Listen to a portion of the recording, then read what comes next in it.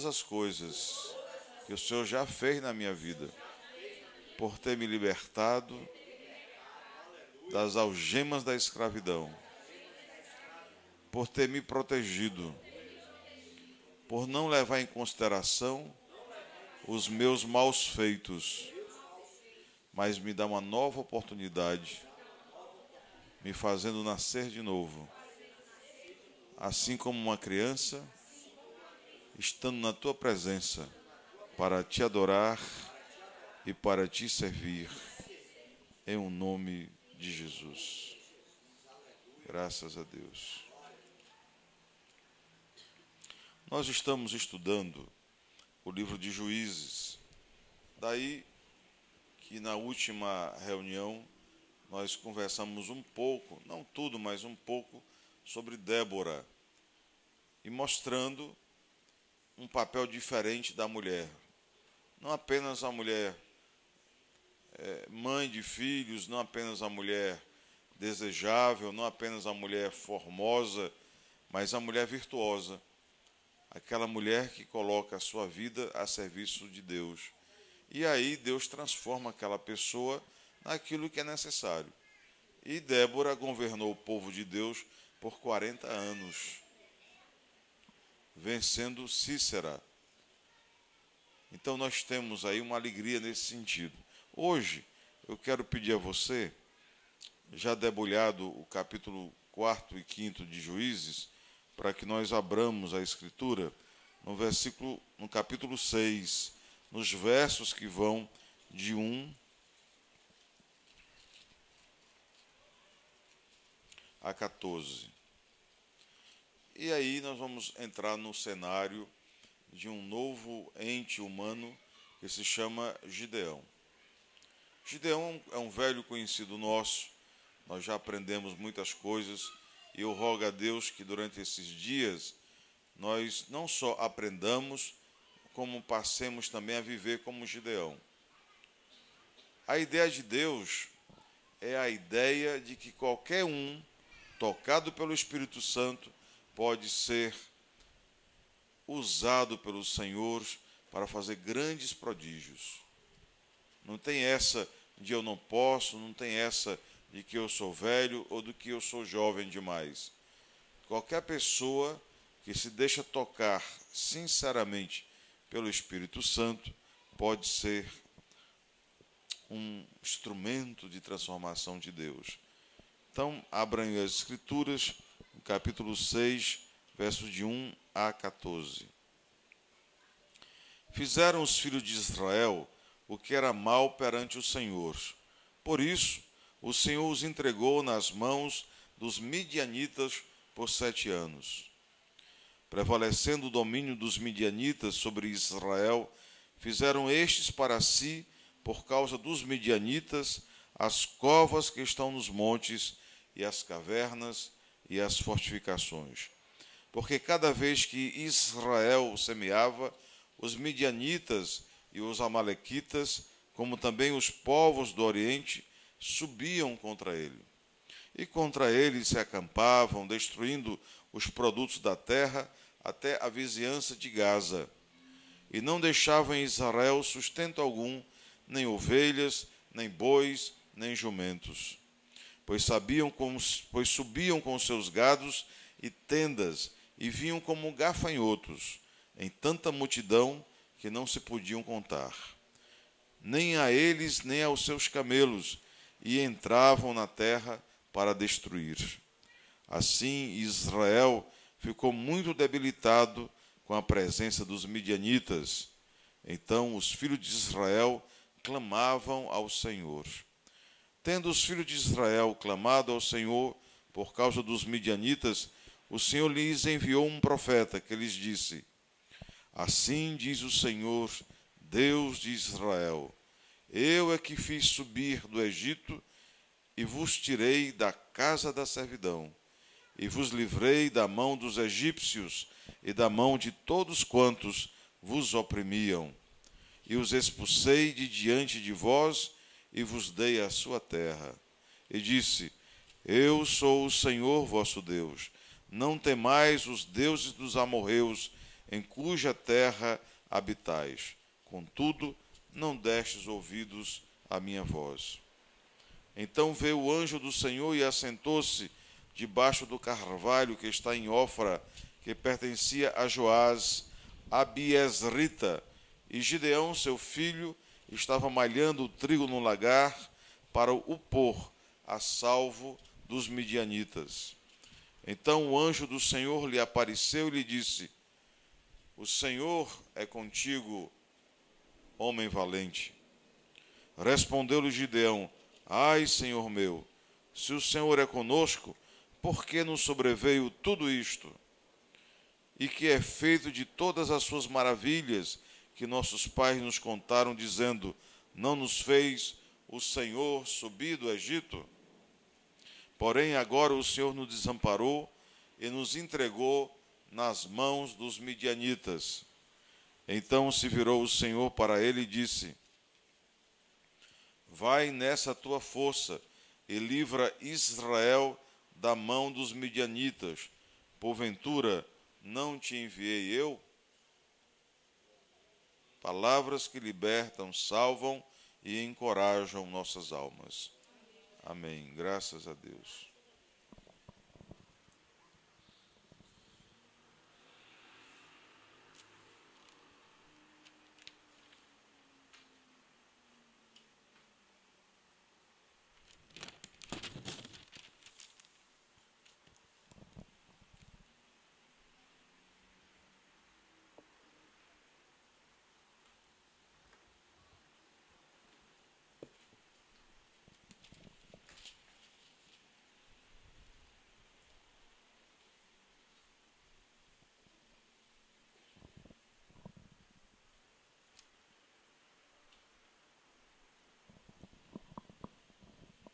Examinando as Escrituras, nós nos deparamos com o que nós chamamos de um guerreiro medroso. O nome desse guerreiro é conhecido, o nome dele é Gideão. Gideão, nós vamos conhecer a miúde, mas dele podemos tirar essa conclusão. Por que que Deus nos apresenta nessa manhã um guerreiro medroso? Por que ele faz isso? Agora, veja como a palavra de Deus pode se encaixar completamente na sua vida. Vamos analisar. Primeiro versículo diz assim: fizeram os filhos de Israel o que era mal perante o Senhor. Então, todo o procedimento, seu Juarez, todo o procedimento, dona Clotilde, começa aí. Tudo que a gente está sofrendo na vida, tudo que a gente está sentindo agora, é fruto do que eu plantei semana passada, mês passado, ano passado. O que acontece? No axioma do mundo, nós colhemos o que plantamos. Essa é a versão. Mas há uma quebra nessa reflexão. Qual é a quebra? Porque no momento em que eu me entrego a Deus, eu nasço de novo. Então aquele plantio que eu fiz não é mais meu.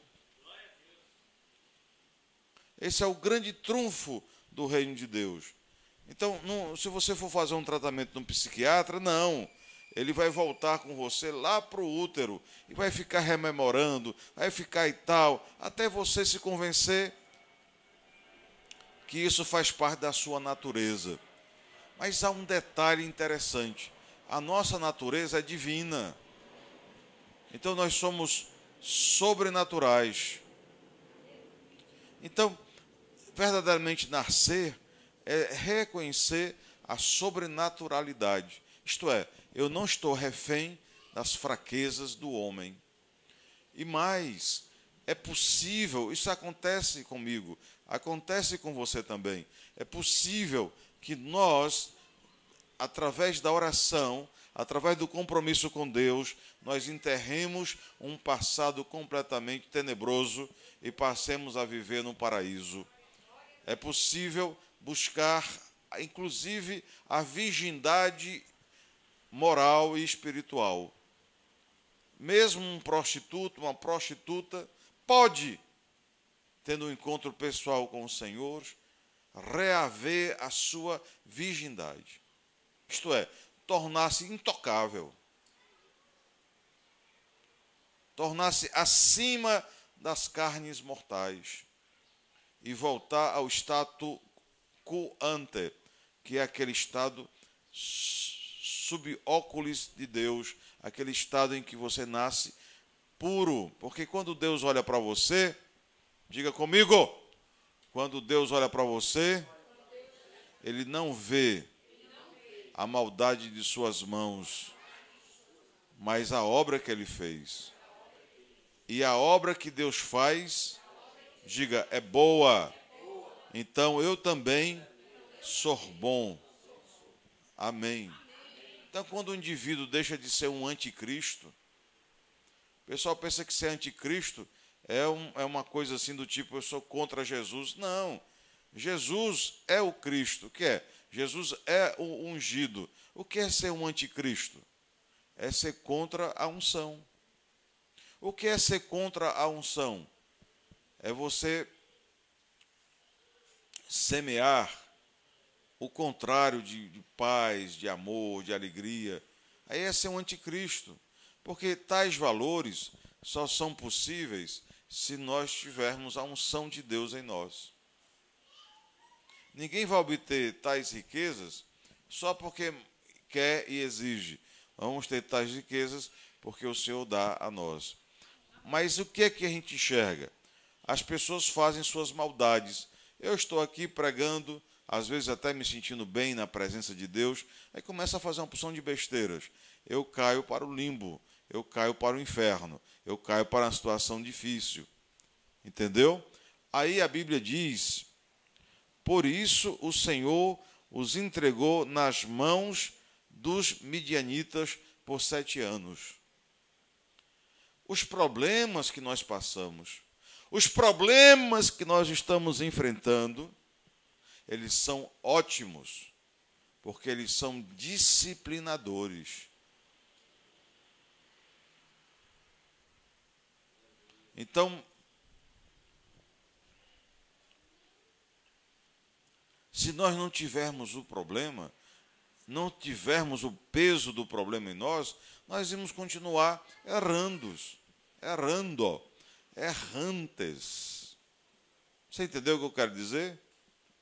Você vai dar seu Juarez vai pegar um prego e vai bater no martelo, no prego. Então, o que é que ele faz? Está nem aí. Pega o prego e pá! Aí bateu no dedo. Diga, ai, doeu ou não doeu?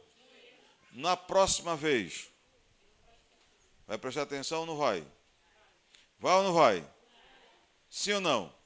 Gato escaldado tem medo de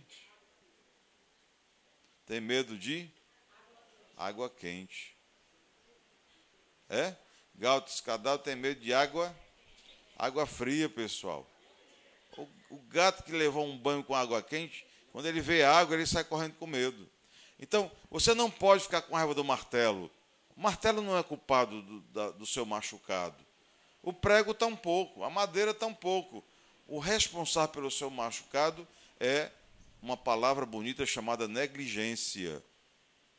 Eu deveria tomar cuidado e não tomei. Entendeu? Você entendeu? Se você não sofre, você não se disciplina, você não aprende. A ideia de Deus é que ninguém sofra. Mas a pessoa não quer saber de Deus. A pessoa começa a agir por interesses.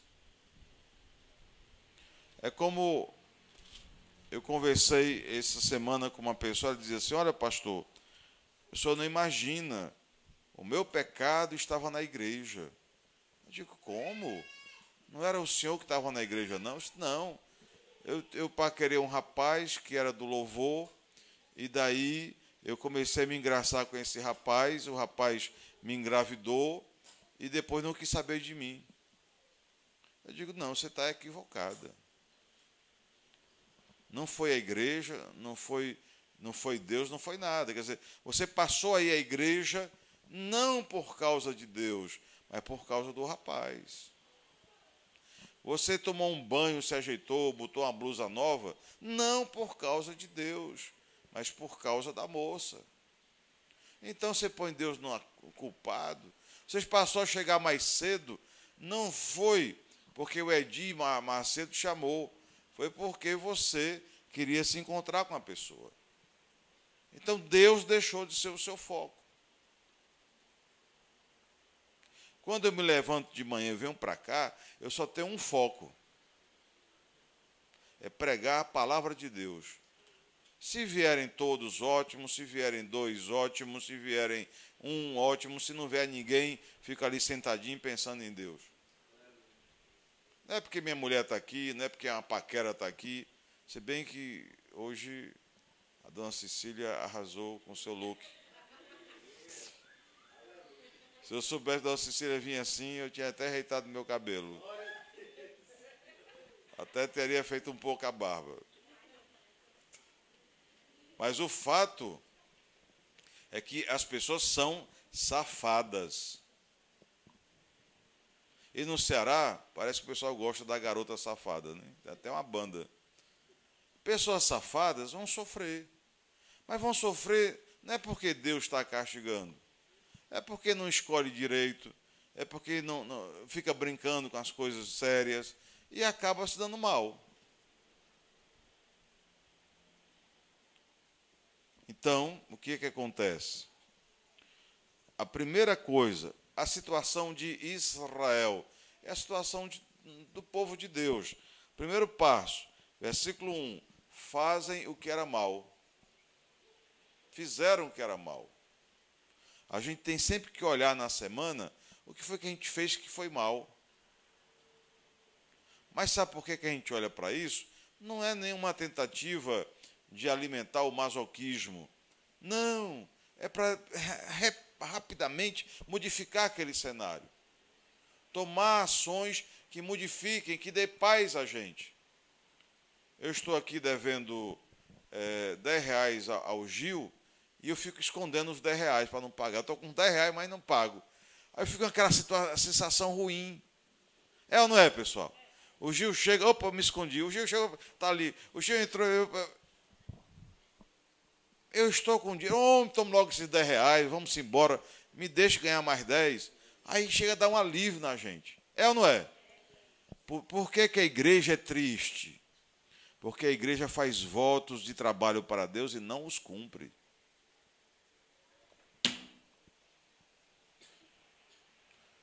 Eu vou trabalhar para o Senhor amanhã, semana que vem, mês que vem, ano que vem. Aí nunca chega o dia do Senhor. Aí diz, não, é porque o Senhor tem o dia dele. Não, o dia do Senhor é hoje. Todo dia que você abrir os olhos e estiver vivo, é dia do Senhor. Agora, se o seu dia vai ser com o Senhor, tem uma pequena diferença. Você não tem atrevimento aqui dessa igreja de dizer que hoje não é o dia do Senhor, que eu mando logo passar 10 horas de pregação no seu pé do ouvido. Porque, na verdade, todos os dias é dia do Senhor. Todas as horas, todos os minutos, todos os segundos. O problema é que a nossa cabeça não está em Deus. Veja o que o salmista diz, não é? Medita na lei do Senhor de dia e de noite. E nela tem seu prazer. Ora, então o tempo todo. Pastor, vem um pecado na minha casa. Vem muitos. Varra-os. Tem o azorrague espiritual na mão e bote para correr os urubus. Eu estou comendo aqui um peixe. Diga peixe. Bonito peixe. Dourado, suculento. Aquela farinha enroscada nele. Aí vem 20 moscas.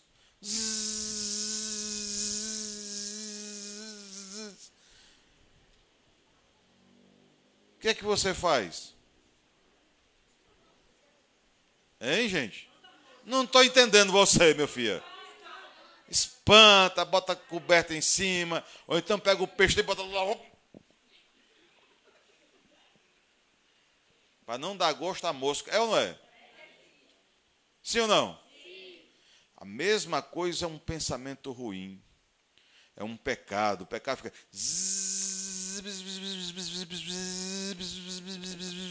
Aí ele senta aqui, ó. Toda mosca, quando senta, ela faz uma cosquinha boa.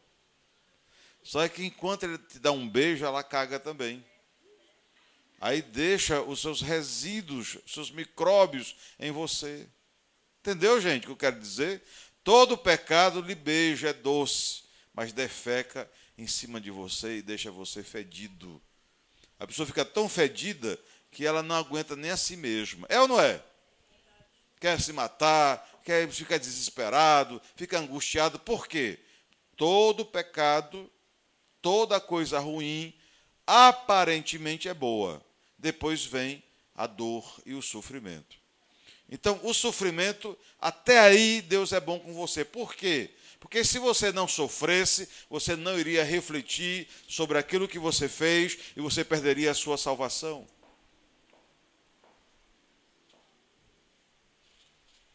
Então, quando a gente examina o que a gente fez de errado, a gente está dizendo para Deus que não quer mais sofrer. Que estamos cansados, fatigados, que não aceitamos mais uma vida fora da presença do Senhor. Olha os passos aqui, como são passos, embora de Israel, são passos de todos nós. Prevaleceu, olha o que diz a Bíblia, o domínio dos inimigos, dos midianitas, sobre Israel. Quando você está viciado numa coisa, viciado num namoro, prevalece o namoro mais do que Deus. Você está viciado em dinheiro, prevalece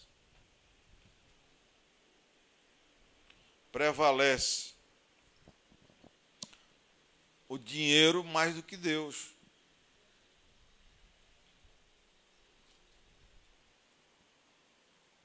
Ontem eu ouvi uma história muito interessante.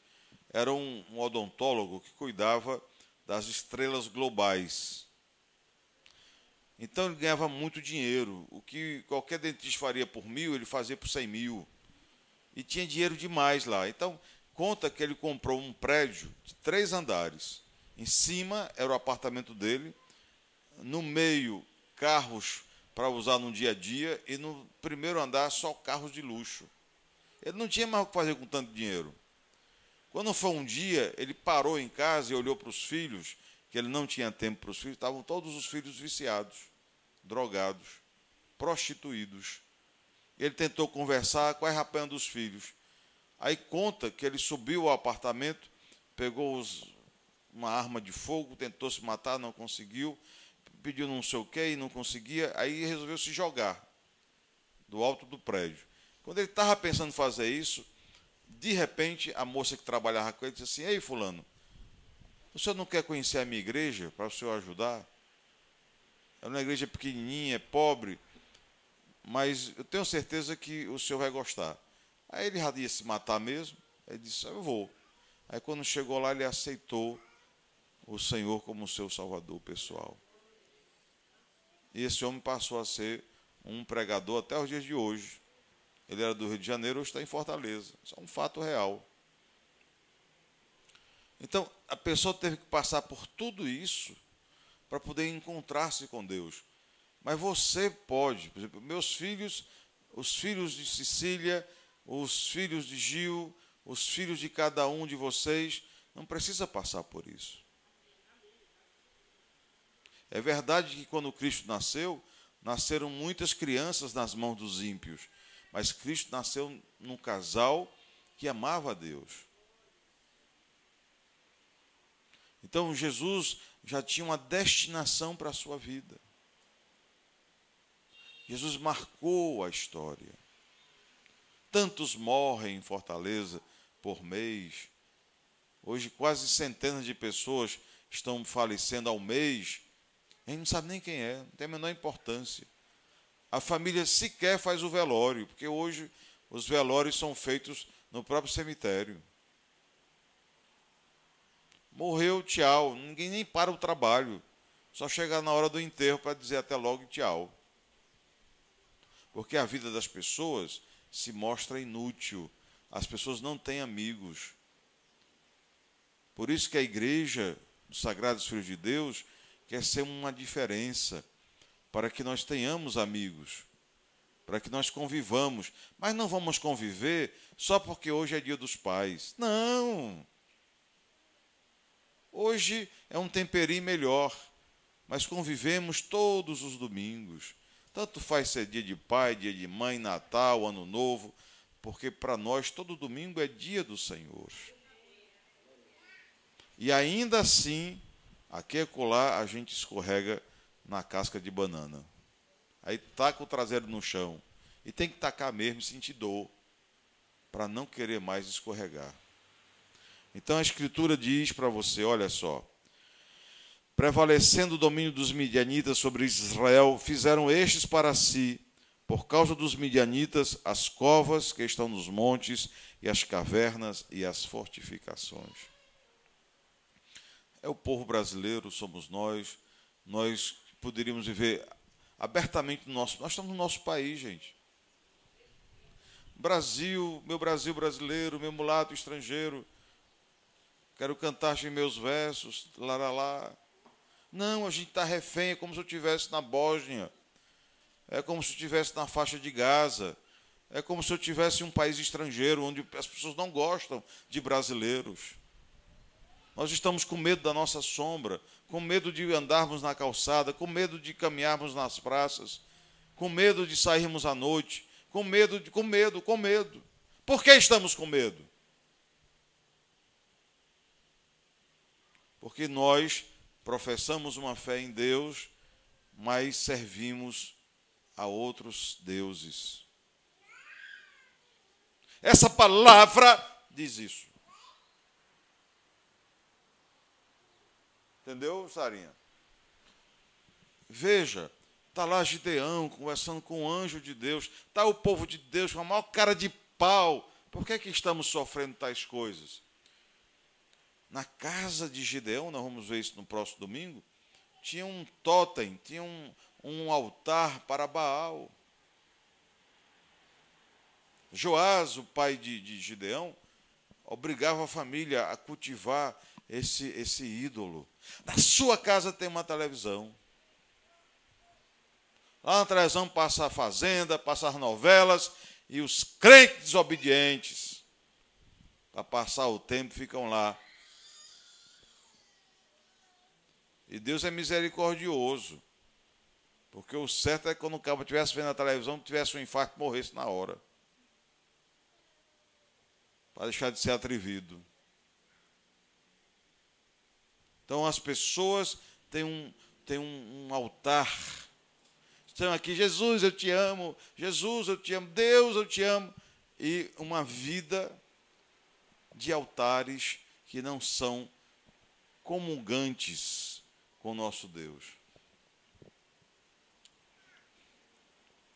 Porque cada vez que Israel, olha só, semeava, os midianitas e os amalequitas, como também os povos do Oriente, subiam contra ele.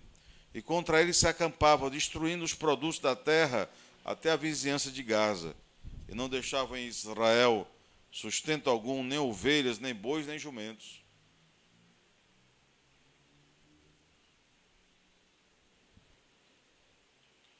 Você trabalha e não consegue fazer nada melhorzinho, nada maiorzinho. Quer ser feliz, não consegue. Quer ter paz, não consegue. Quer ter alegria e não consegue. A Bíblia diz que o povo de Israel estava numa situação de extrema penúria. Todas as pessoas que não têm Deus estão numa situação de extrema penúria. Pode ser rico, pode ser pobre, pode ser o que for. Está em penúria. Aí tem uma resposta do povo para nós. Na sua dor, clamaram a Deus. Quando você clama a Deus, Deus não olha para os seus pecados. Dos teus pecados eu nem me lembro, diz o Senhor. E se eles forem como escarlata, tornar-se-ão como uma pluma branca de algodão. Aí Deus mandou um profeta. A ideia é que a igreja seja o profeta da vez. Todo mundo que é engajado na igreja tem que ser um profeta. Profeta, pessoal, não é aqueles crentes safados que fica adivinhando o futuro dos outros. Eu estou vendo que a irmã vai ganhar na loto. Isso é coisa para a mãe Joana. Hein, pessoal? Hein, pessoal? Eu prevejo que a irmã vai arranjar um namorado. Minha filha vai ali, é mais barato do que usar o nome do Senhor para isso. Um profeta é aquele que anuncia o reino de Deus e denuncia o que está de errado. Leia Jeremias, leia Abacuque, leia Sofonias, leia Malaquias, leia Isaías, e você me dará razão. Eu estava em oração há 10 anos atrás. 10 anos atrás, pastor. Numa oração dos crentes. Aí no meio da oração, a irmã parou e disse assim, eu quero falar com o senhor. Eu digo, pois não. Eu estou dizendo que dentro de uma semana o senhor vai ter um infarto. Então o senhor deve, eu digo, vai para lá, está amarrado.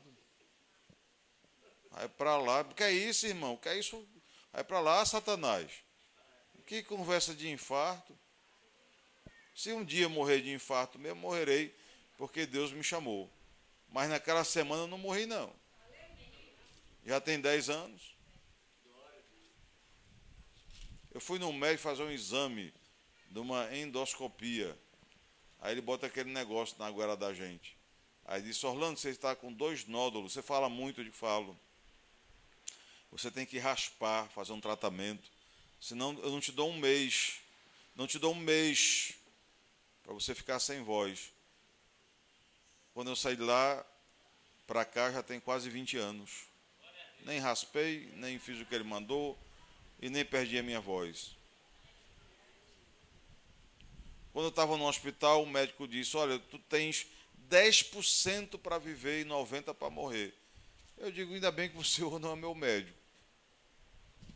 Mas como assim? Porque o meu médico é Deus, professor. Nem ele tentando me matar, ele conseguiu.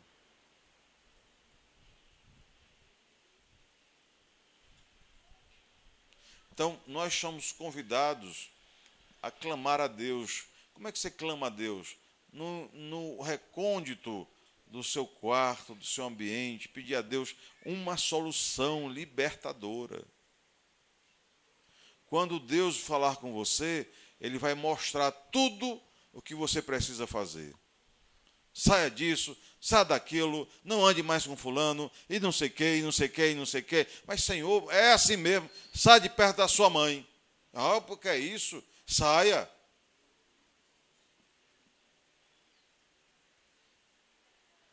Vocês vão conhecendo a palavra de Deus e vão vendo que Deus, Ele não brinca em serviço. O pessoal clamou a Deus lá no Egito, aí Deus falou, está clamando? Pois saiam do Egito. Eu falei, não quero sair não. O povo não quis sair não. Em parte, as 10 pragas foi para convencer o faraó, em grande parte para convencer o povo de que Moisés era o profeta de Deus. Porque o povo não queria sair não. Todo probleminha que tiveram na viagem diziam, a gente não tinha que ter saído do Egito. Vamos voltar para lá. Lá a gente apanhava, sofria, mas pelo menos tinham que comer. Todo o tempo passando na cara de Moisés. Ô bicho safado é crente que não se converteu. Porque ele passa o tempo passando na cara. Paulo, lhe segui, mas estou aperreado. Eu me segui, mas não sei o quê. Homem, na tristeza e na alegria estejamos na presença de Deus, porque a nossa força vem dele e não das circunstâncias.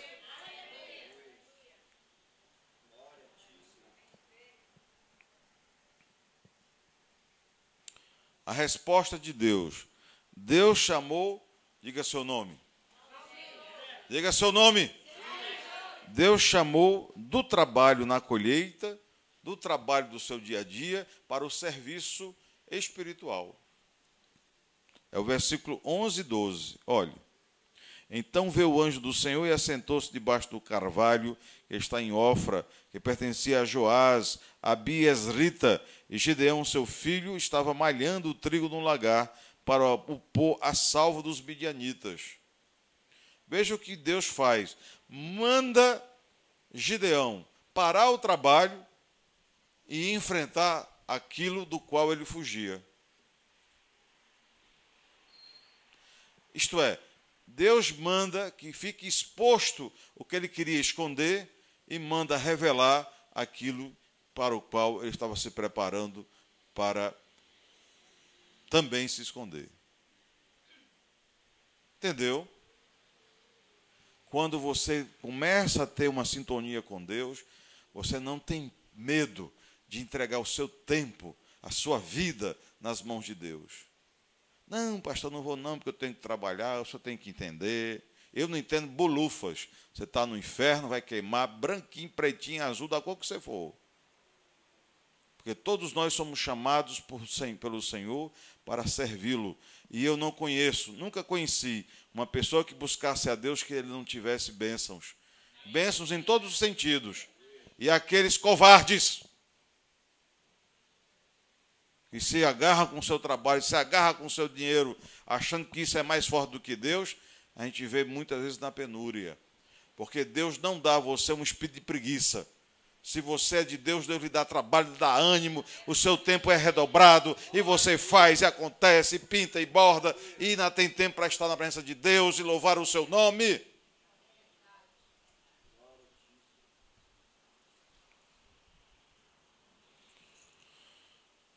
Deus garantiu a Gedeão a sua presença, versículo 12. Então o anjo do Senhor lhe apareceu e lhe disse: o Senhor é contigo. Diga ao fraco, sou forte. Porque se Deus está em mim, a frouxidão dará lugar à valentia. É impressionante a valentia que Deus dá quando a gente está em oração. Enfrentamos a situação, vamos com medo mesmo. É o coração na mão. A gente vai e enfrenta. Não foge mais.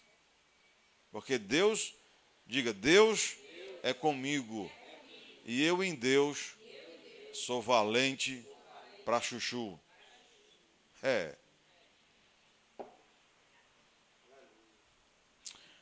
Deus faz um pedido a Gedeão. Versículo 14. Então se virou o Senhor para ele e disse: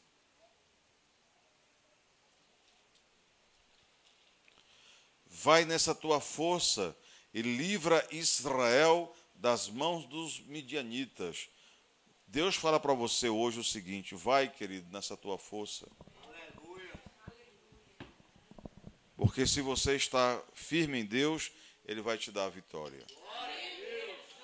Agora você olha na sua casa quais são os totens, quais são os deuses, qual é a preguiça que você tem.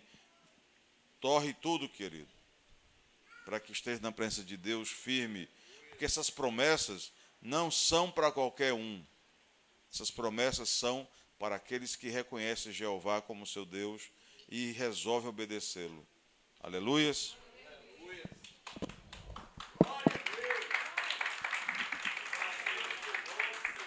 Amém.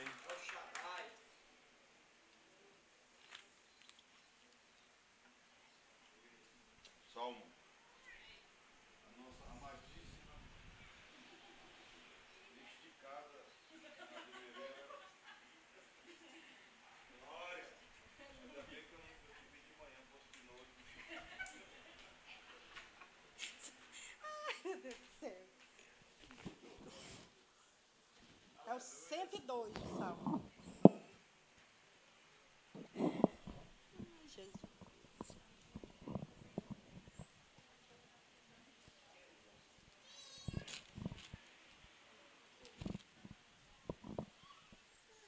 Amém?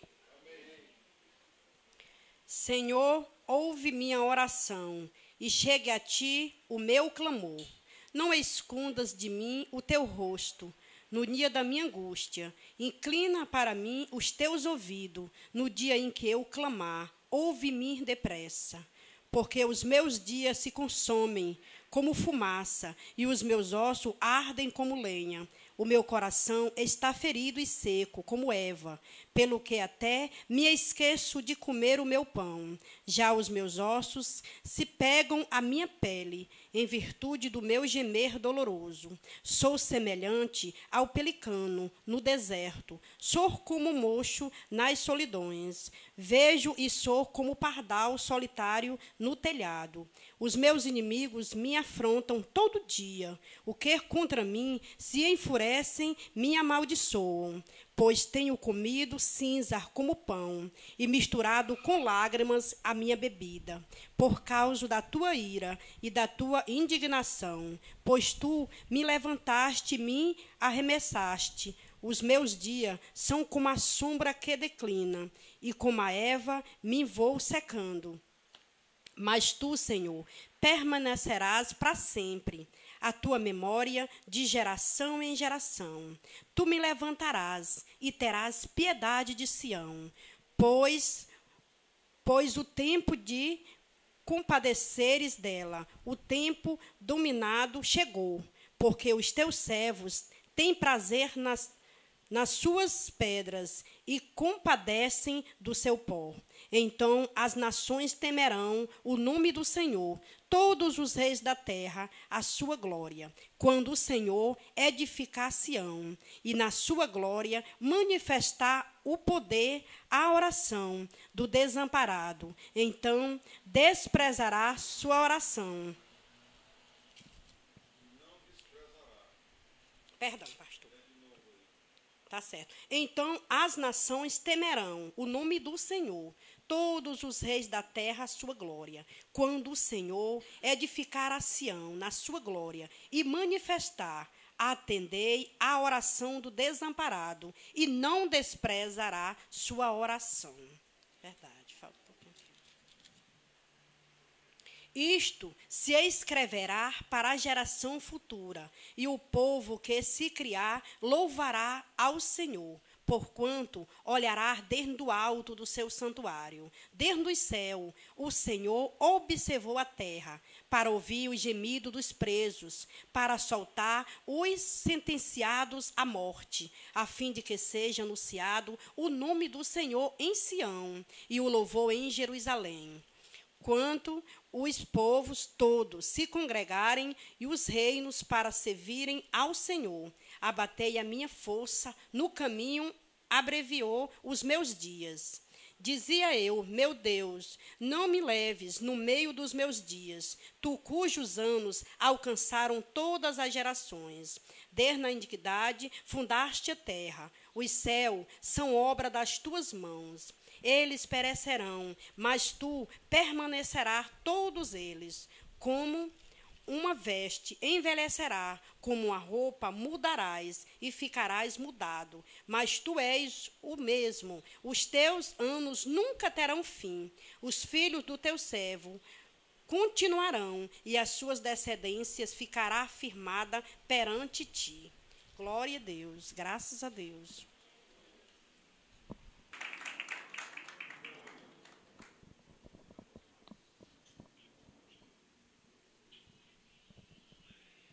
Quero também muito agradecer a Deus pela vida da pastora Aldenora, que foi um susto ontem, mas eu agradeço ao Senhor pela vida dela, pela sua proteção, por a gente poder ver aquilo que a gente aprende aqui na igreja todos os dias, incansavelmente, se cumprindo na nossa vida, o poder do Senhor se cumprindo na nossa vida. Eu agradeço muito a Deus por isso, porque a pastora ela é muito especial, não só para mim, não só para essa igreja, mas para a vida da minha família. A pastora é uma pessoa que cuidou da gente, né? Cuidou principalmente de mim e do Paulinho, né? E quando a Sarinha nasceu também. Mas na época o papai viajava muito, né? Dava muitos cursos e ainda envolvido com política, né? E candidaturas. E a gente se abrigava na casa da pastora, né? E era sempre muita festa, sempre fomos muito bem cuidados lá.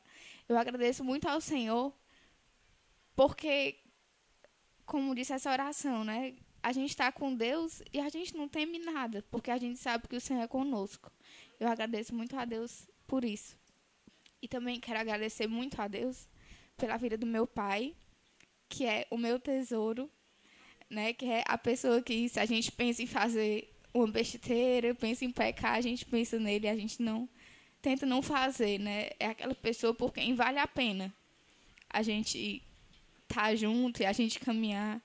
Eu agradeço muito a Deus, Pai, pela sua vida. Agradeço muito a Deus, que é o Pai maior. Eu já acordei com essa frase no meu coração.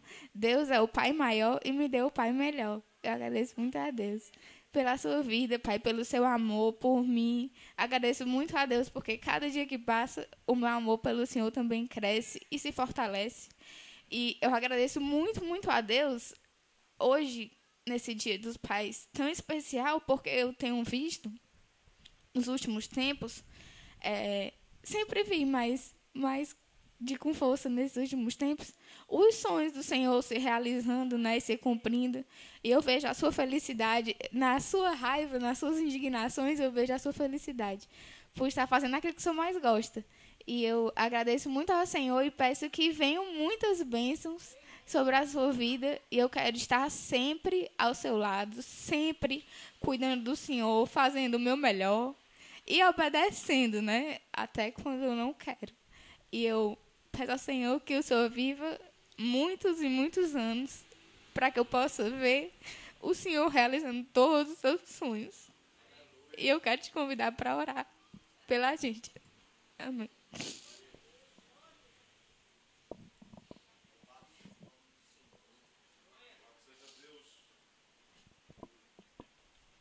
Vai chorar mais um pouquinho, mãe.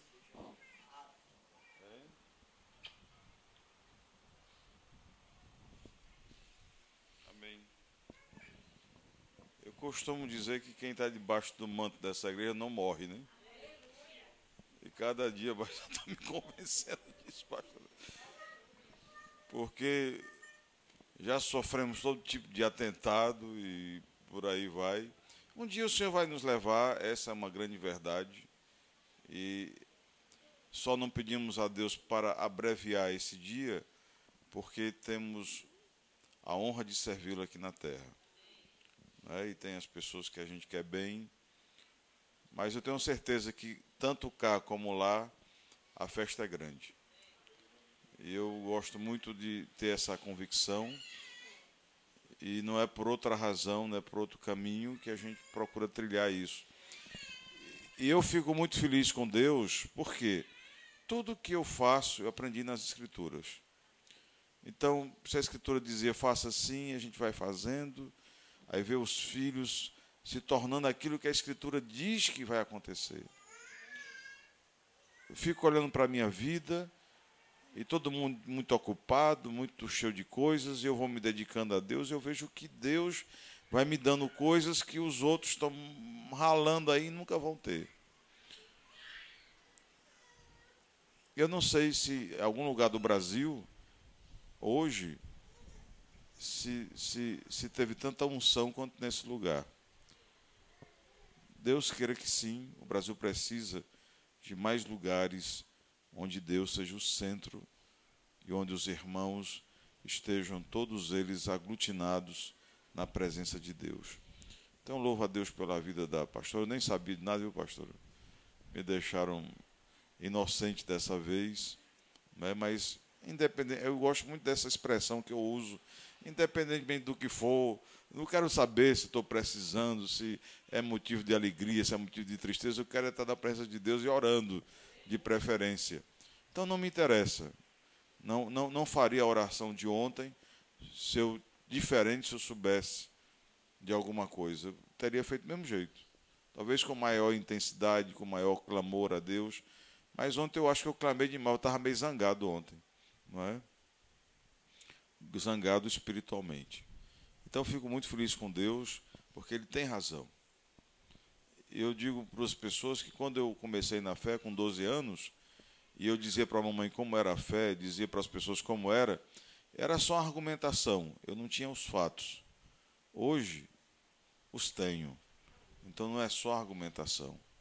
Então, de fato, Deus é verdadeiro, Deus ele é bondoso e misericordioso, e eu louvo a Deus por esse momento, por essa por essa graça que estamos vivenciando nesta manhã. Então, que Deus abençoe cada vez mais a pastora Odenora, viu, sempre com a sua bênção, com a sua graça.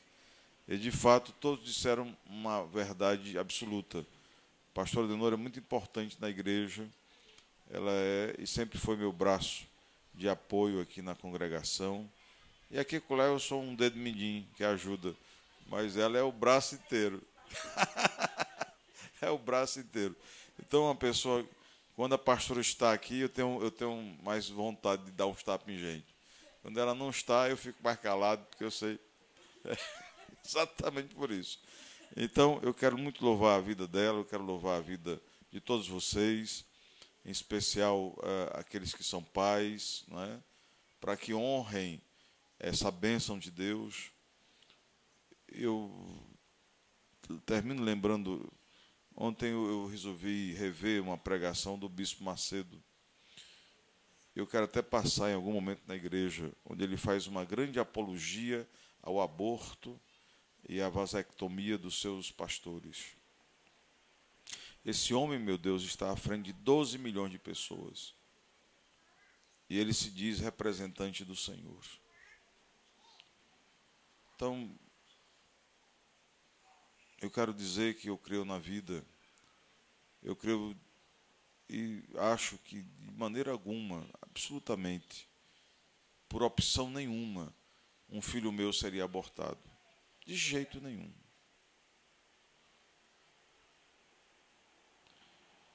Estou mais para o profeta Khalil Gibran, que diz: filhos para que tê-los, mas depois de tê-los, como viver sem eles? Não é?